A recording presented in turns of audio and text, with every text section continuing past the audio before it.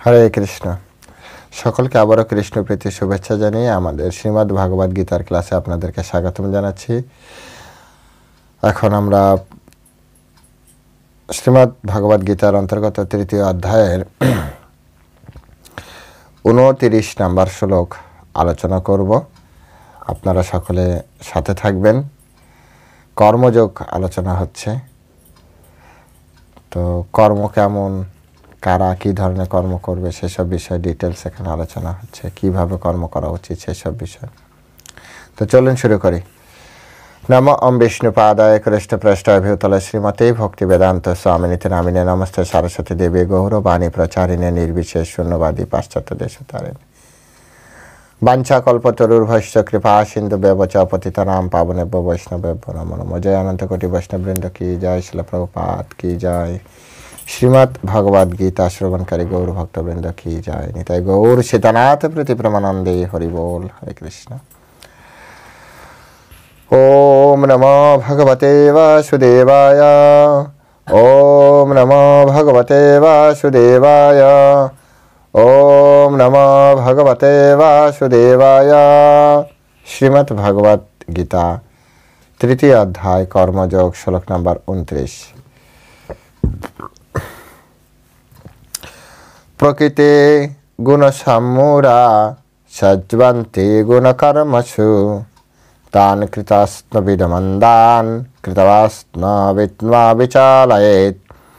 প্রকৃতির গুণসাম্মূঢ়া সজ্জন্তে গুণকর্মসু তান কৃতবাস্ন বিদমন্দান কৃতবাস্ন বিদ্মা বিচালয়েৎ। হরে কৃষ্ণ।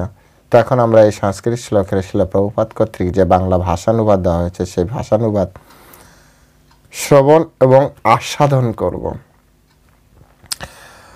অনুবাদ: জড় প্রকৃতির গুণের দ্বারা মহাচ্ছন্ন হয়ে অজ্ঞান ব্যক্তিরা জাগতিক কার্যকলাপে প্রবৃত্ত হয়, কিন্তু তাদের কর্ম নিকৃষ্ট হলেও তত্ত্বজ্ঞানী পুরুষেরা সেই মন্দবুদ্ধি ও অল্পজ্ঞ ব্যক্তিগণকে বিচলিত করেন না। আরেকবার পড়ছি। জড় প্রকৃতির গুণের দ্বারা মহাচ্ছন্ন হয়ে অজ্ঞানী ব্যক্তিরা জাগতিক কার্যকলাপে প্রবৃত্ত হয়, কিন্তু তাদের কর্ম নিকৃষ্ট হলেও তত্ত্বজ্ঞানী পুরুষেরা সেই মন্দবুদ্ধি ও অল্পজ্ঞ ব্যক্তিগণকে বিচলিত করেন না। হরে কৃষ্ণ। জয় শিল প্রভুপাদ কি জয়। তো এখন আমরা শিল প্রভুপাদ কর্তৃক যে এই শ্লোকের তাৎপর্য দেওয়া হয়েছে সেই তাৎপর্যের আলোকে আমরা বিচার বিশ্লেষণ এবং আমাদের জীবনে কিভাবে এই শ্লোকটি কাজে লাগে সেই বিষয়টা আমরা লক্ষ্য করার চেষ্টা করব। তো এখানে খুব সুন্দরভাবে আগে যে শ্লোকটি সেই শ্লোকটি আমরা দেখছি যে জড় প্রকৃতির গুণের দ্বারা মহাচ্ছন্ন হয়ে, জড় প্রকৃতির গুণের দ্বারা মহাচ্ছন্ন। আসলে ওই যে প্রকৃত যে ওই যে জীব, সেই জীবের কিন্তু কোনো দোষ নেই। এটা হচ্ছে জড় প্রকৃতির যে গুণ, সত্য-রজ তম গুণ, যে এর আগের ক্লাসে অর্থাৎ যারা 27 নম্বর শ্লোক আপনারা শুনেছেন, 27 নম্বর শ্লোকে এই বিষয়ে ডিটেলস বলা রয়েছে। প্রয়োজনে আপনারা ওই ক্লাসটি আগে শুনে আসতে পারেন। সেখানে বলা হচ্ছে প্রকৃতি ক্রিয়ামানানি গুণই কর্মাণি সর্বশা অহংকার বিমূঢ়াত্মা কর্তারহম ইতি মন্যতে। তো প্রকৃতি ক্রিয়ামানানি গুণই কর্মাণি সর্বশা, অর্থাৎ এই জগতে সব কিছু কী হয়, জড় প্রকৃতির গুণের দ্বারা ক্রিয়াকলাপ হয়। এই শ্লোকে 29 নম্বর শ্লোকে সেটি বলছে জড় প্রকৃতির গুণের দ্বারা মহাচ্ছন্ন হয়। অ্যাকচুয়ালি আমরা গুণের দ্বারা মহাচ্ছন্ন, সত্য রজ তম গুণ। দেখুন এখানে আমরা এই জড় জগতে যত মনুষ্য জীব আছে, মনুষ্য দেহধারী জীব আছে, প্রত্যেকেই এই তিন অথবা এই তিনের মিশ্রণে কোনো গুণের দ্বারা, অর্থাৎ হয় সত্যগুণ, না হয় রজগুণ, না হয় তমগুণ, অথবা সত্য রজ গুণে মিশ্রণে, অথবা রজ তমগুণের মিশ্রণে, অর্থাৎ 3 আর 2 5। তো এরকমভাবে মিশ্রণে আমাদের জীবন পরিচালিত হয়। প্রত্যেকটা জীব, মনুষ্য দেহধারী জীবের এটি একটি বিশেষ লক্ষণ যে আমরা এই গুণের দ্বারা প্রভাবিত। ভগবান শ্রীকৃষ্ণ এই কথাটি বলছেন যে জড় প্রকৃতির গুণের দ্বারা মহাচ্ছন্ন হয়ে। এখন জড় প্রকৃতির গুণ থাকলেই যে সবাই ভালো হবে এমন না।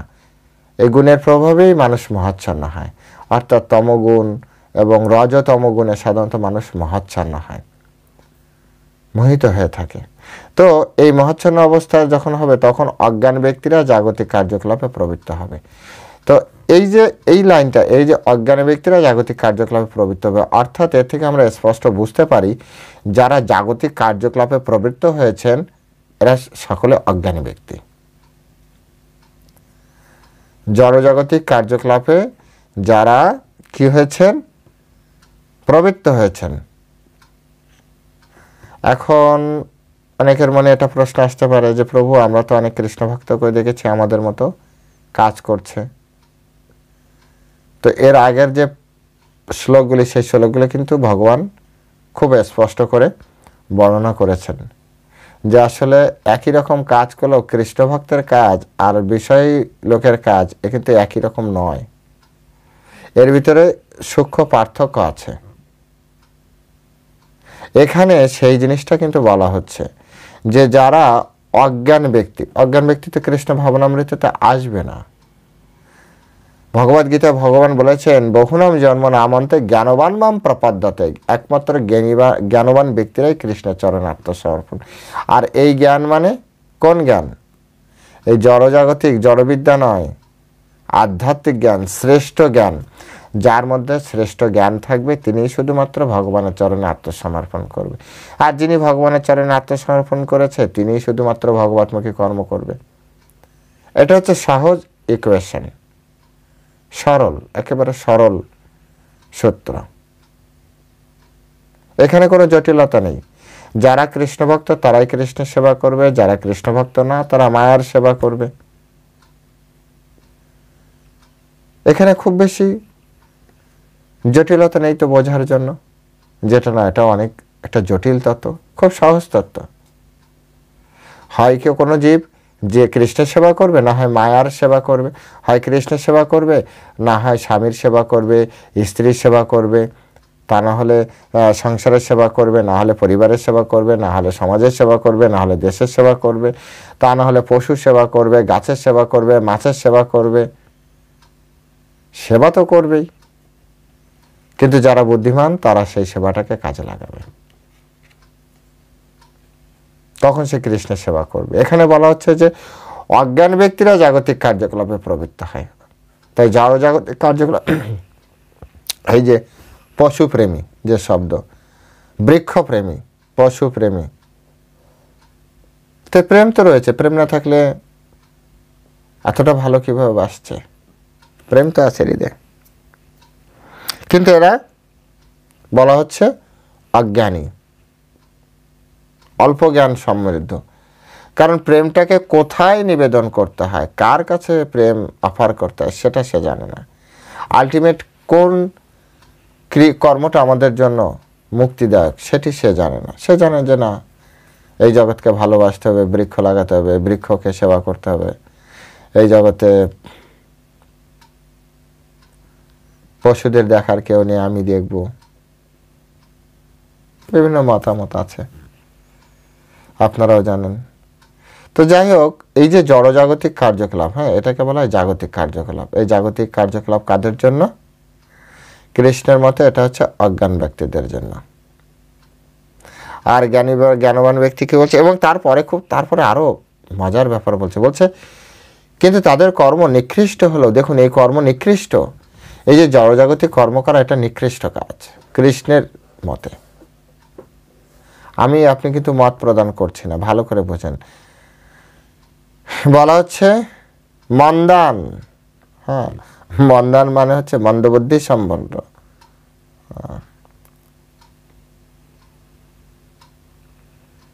তো মন্দবুদ্ধি সম্পন্ন ব্যক্তি কি আর ভালো কাজ করবে? তাই বলা হচ্ছে নিকৃষ্ট, যে তাদের কর্ম নিকৃষ্ট হলেও তত্ত্বজ্ঞানী পুরুষেরা সেই মন্দবুদ্ধি ও অল্পজ্ঞ ব্যক্তিদেরকে বিচলিত করবেন না। এই যারা অল্প বুদ্ধি সম্পন্ন তারা এই ধরনের কর্ম করবে, অথবা মন্দবুদ্ধি সম্পন্ন ব্যক্তিরাই এই ধরনের কর্ম করবে। কিন্তু যারা তত্ত্বজ্ঞ ব্যক্তি, জ্ঞানী ব্যক্তি, কৃষ্ণ ভাবনাময় ভক্ত, তারা কিন্তু কখনো উচিত না তাদের এই বুদ্ধিকে কি করা, তাদের এই বুদ্ধিকে বিচলিত করা উচিত না, এই সকল ব্যক্তিকে বিচলিত করা উচিত না। তারা যেটা করছে ঠিক আছে, একবার দুবার আপনি বুঝিয়েছেন, তারপর চুপ থাকা উচিত। কারণ ওই ব্যক্তি ওই লেভেলের নয়, তো যেহেতু ওই লেভেলের নয় তাই সে এটা বুঝতে পারবে না, আপনার কথা বুঝতে পারবে না। আমরা যখন কৃষ্ণ, এই যে দেখুন কৃষ্ণ গোবর্ধন উঁচু করেছে, লাখো সন্ন্যাসী সন্ত বিশ্বাস করে, আমরা বিশ্বাস করি। কিছু মানুষ তো আছে যারা তথাকথিত শিক্ষিতও হতে পারে, তাদের মধ্যে কিছু কিছু আছে বড় বড় ডিগ্রিধারী, তারাও বিশ্বাস করতে পারে না। কেন বিশ্বাস করতে পারে না? একটা বাচ্চা যদি বিশ্বাস করতে পারে, আমি যদি বিশ্বাস করতে পারি, হাজার বড় বড় মুনি ঋষিরা তত্ত্বজ্ঞ, তারা কত বড় বড় ফিলোসফি লিখে গিয়েছেন, তারা যদি কৃষ্ণের এইসব বিষয়গুলো বিশ্বাস করে, তাহলে আমি আপনি কেন বিশ্বাস করতে পারছি না? তো নিশ্চয় কোনো একটা জায়গায় ঘাটতি আছে আমার আপনার, সেজন্য বিশ্বাস হচ্ছে না। আর সেই ঘাটতিটা কি? শ্রদ্ধার ভক্তি, গুরুদেবের আশীর্বাদ, সাধুগুরু বৈষ্ণবের আশীর্বাদ আমার আপনার জীবনে নেই। যখন আমার আপনার জীবনে এই সাধুগুরু বৈষ্ণবের আশীর্বাদ থাকবে না, ভক্তি, কৃষ্ণে ভক্তি থাকবে না, শ্রদ্ধা থাকবে না, তখন কৃষ্ণের যে অপ্রাকৃত লীলা, সে লীলা আমরা আস্বাদন করতে পারবো না। অত্যন্ত কঠিন। জন্ম কর্ম চমে দিব্যম এবং যে ব্যক্তি তত্ত্বত্যক্তা দেহম পুনর্জন্ম নৈতি মামিতি সা অর্জুন। হে অর্জুন, কৃষ্ণ বলছেন, হে অর্জুন, আমার জন্ম আর কর্ম কেউ যদি তত্ত্ব বুঝতে পারে, তাকে আর এই জড়জগতে ফিরে আসতে হয় না। কত কঠিন কথা। তত্ত্ব বোঝা এত সহজ নয়। তাই এখানে বলছে যে যারা তত্ত্বত জ্ঞানী, যারা তত্ত্বগত জ্ঞানী, এর আগের যে শ্লোকে বলেছিল তত্ত্বজ্ঞ ব্যক্তি, যারা সত্যিকারের তত্ত্বজ্ঞ ব্যক্তি, এরা কখনো কি করবেন না? এরা যারা অল্প জ্ঞানী ব্যক্তি, তারা যে কর্ম করেন, তাদের সেই বুদ্ধিকে বিচলিত করবেন না।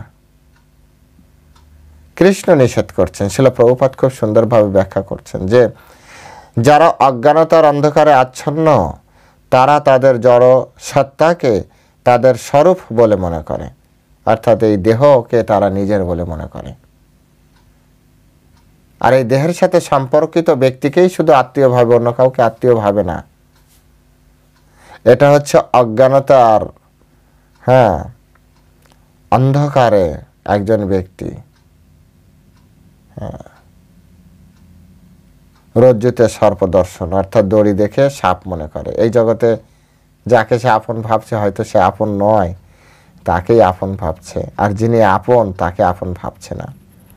এটা কেন হলো? অজ্ঞানতার অন্ধকারের জন্য হলো। তার ফলে তারা এই জড় উপাধির দ্বারা ভূষিত হয়। আমি স্বামী, আমি স্ত্রী, আমি অমুক বংশের, আমার অমুক টাইটেল, আমি এত বড় ম্যানেজার, এই যে জড়জাগতিক যে উপাধি, তার দ্বারা ভূষিত হয়। শ্রীমদ্ ভাগবতে বলেছে যে সর্ব উপাধি বিনির্মুক্তম তৎপরিত্তন নির্মলম। যতক্ষণ না আমরা উপাধি শূন্য না হব, ততক্ষণ পর্যন্ত আমরা নির্মল হতে পারবো না। আর যতক্ষণ আমরা নির্মল না হচ্ছি, ততক্ষণ পর্যন্ত বিশুদ্ধ শুদ্ধ সত্য তত্ত্ব আমাদের হৃদয়ে কখনোই বসবাস করবে না। প্রথমে নির্মল হতে বা নির্মল হওয়ার জন্য আমাদের উপাধি থেকে বেরিয়ে আসতে হবে। এই দেহটি জড়া প্রকৃতির উপহার। এই যে দেহটি পেলাম, এটা জড়া প্রকৃতির উপহার। এটি জড়দেহের সঙ্গে এই জড়দেহের সঙ্গে যারা গভীরভাবে আসক্ত, তাদের বলা হয় মন্দ। যারা এই জড়দেহটাকেই শুধু নিজের ভাবে, জড়দেহের সাথে যুক্ত আছে, তারাই হচ্ছে মন্দ। অর্থাৎ তারা হচ্ছে আত্মতত্ত্ব জ্ঞান রহিত অলস ব্যক্তি। আত্মতত্ত্ব জ্ঞান তাদের ভিতরে নেই, তারা হচ্ছে এক ধরনের অলস ব্যক্তি। অলস কেন বলা হয়েছে? আর ঠিক আছে, আত্মতত্ত্ব জ্ঞান নেই, কমসে কম চেষ্টা করো। আত্মতত্ত্ব জ্ঞান হৃদয়ঙ্গমের, তুমি চেষ্টা করছো না মানে তুমি অলস। ঘরে পয়সা নেই, গরিব, ঠিক আছে, তুমি প্রয়াস করো অর্থ ইনকামের, কিন্তু তুমি তা করছো না, ঘরে ঘুমিয়ে আছো, তখনই তো তোমাকে অলস বলবে। এই কারণে এখানে অলস বলা হয়েছে, এমনি এমনি বলা হয়নি। হ্যাঁ, এই কারণে তাদেরকে অলস বলা হয়েছে। মূর্খ লোকেরা তাদের জড় দেহটিকে তাদের আত্মা বলে মনে করে। আমাদেরকে অনেকে বলে তো, যখন আমরা এইসব খাওয়া দাওয়ার ব্যাপারটা বোঝানোর চেষ্টা করি, বলে আত্মায় যে কদিন চাইছে সে কদিন তো খাবে। অর্থাৎ এই জড় দেহটাই তার কাছে আত্মা। সে দেহ আর আত্মার ভিতরে পার্থক্য বোঝে না। জড় দেহ কিভাবে কাজ করে, আত্মা কিভাবে কাজ করে, জড় দেহের সাথে আত্মার কি রিলেশন, এটি সে বোঝে না। সেটাকে, এই জড় দেহটাকে সে মানে তার নিজের স্বরূপ বলে তিনি বিচার করতে থাকেন, আত্মা বলে বিচার করতে থাকেন।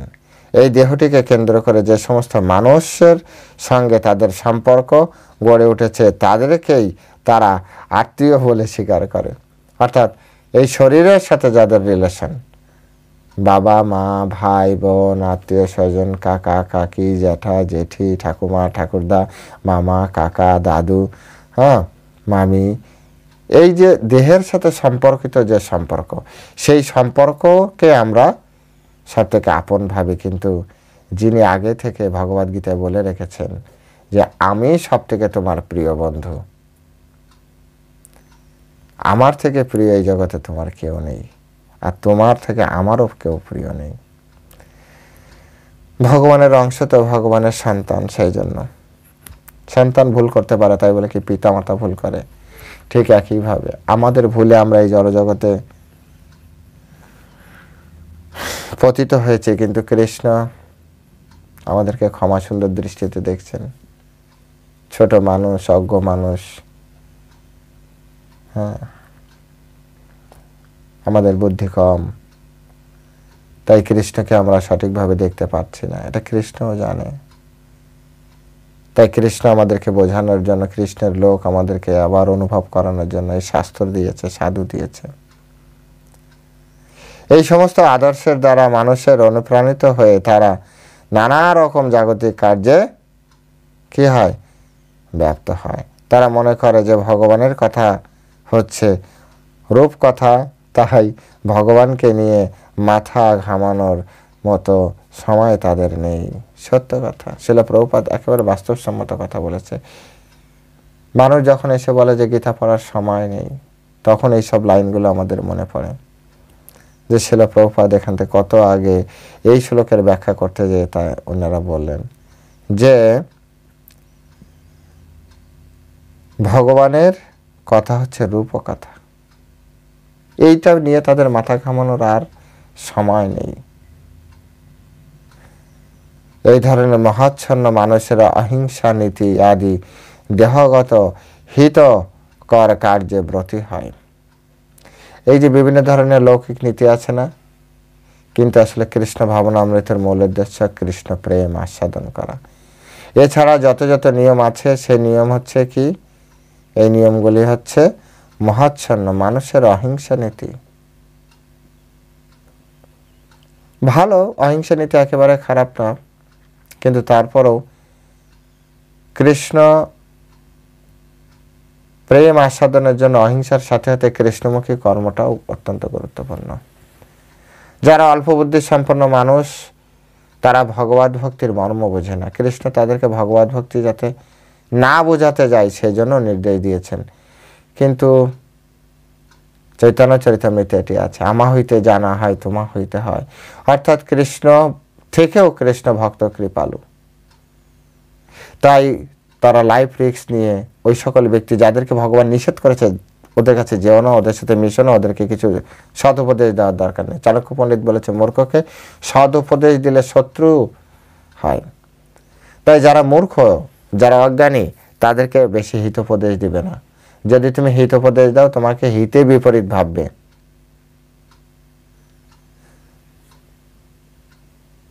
পরমেশ্বর ভগবানের এই শ্লোক থেকে এই সব কথাগুলো, এই সব সূত্রগুলো বেরিয়ে এসেছে। তো ভগবত ভক্তির বলেছে যে তাই ভগবান শ্রীকৃষ্ণ উপদেশ দিয়েছেন যে তাদের মনে ভগবত ভক্তির সঞ্চার করার চেষ্টা করে অনর্থক সময় নষ্ট না করতে। যারা কৃষ্ণ ভক্ত তাদেরকে নিষেধ করে দিয়েছে, অনর্থক তুমি মানুষের কাছে যাবে না, আর মানুষের ভিতরে এইসব কথা বলে তোমার সময় নষ্ট করার দরকার নেই, তুমি মূল্যবান সময়টাকে জপ বা তোমার সাধন ভজন কাজে লাগাও। এটি আমাদের শিক্ষা। তো এখান থেকে আমরা কি শিখতে পেলাম? আমরা শিখতে পেলাম যে যারা মানে এই জড়জগতের প্রতি আসক্ত, এরা হচ্ছে অন্ধকারে গুণের দ্বারা মহাচ্ছন্ন হয়ে গেছে। ঠিক মহাচ্ছন্ন মানে মদ খাওয়ার পরের অবস্থা। এবং ভগবান তাদেরকে অজ্ঞানী ব্যক্তি বলছেন, অজ্ঞানী ব্যক্তি। কিন্তু এটাকে একটা সুখের বিষয়, সেটি হচ্ছে অজ্ঞানী ব্যক্তি হলেও ভগবান আমাদেরকে আমাদের নিজেদের যে কর্ম এবং কর্মের যে ফল, সেই কর্মের ফল কেমন হবে এবং কি ধরনের হবে এটা আমরা আমাদের কর্ম দ্বারা বিচার করতে পারবো, আমরা আমাদের জীবনকে পরিচালনা করার চেষ্টা করতে পারবো। এই শিক্ষাটা এই শ্লোকের মাধ্যমে আমাদেরকে দিচ্ছে। আর সাথে সাথে এটাও দিচ্ছে যে আমরা যারা কৃষ্ণ ভাবনাময় কর্ম করছে না, আমরা তাদেরকে এমন কথা না বলি যারা তার বিচলিত হয়ে যায়। তাদেরকে এত বোঝানোর দরকার নেই,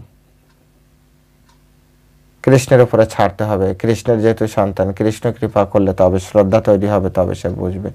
আমাদের সামান্য কিছু কষ্ট, যেহেতু চৈতন্য মহাপ্রভুর ধারায় আছি, শিল প্রভুপাদের ধারায় আছি, আমাদেরকে কিছু প্রচার করতে হবে। তো আশা করি আপনারা বুঝতে পেরেছেন যে এই শ্লোকের মূল ভাব কি, যে আমরা প্রত্যেককে সম্মান দিব, যদি কৃষ্ণ ভক্ত নাও হয় তাকে সম্মান দিব, কিন্তু সে অজ্ঞানী ব্যক্তি, এটাও আমাদের মাথায় রাখতে হবে।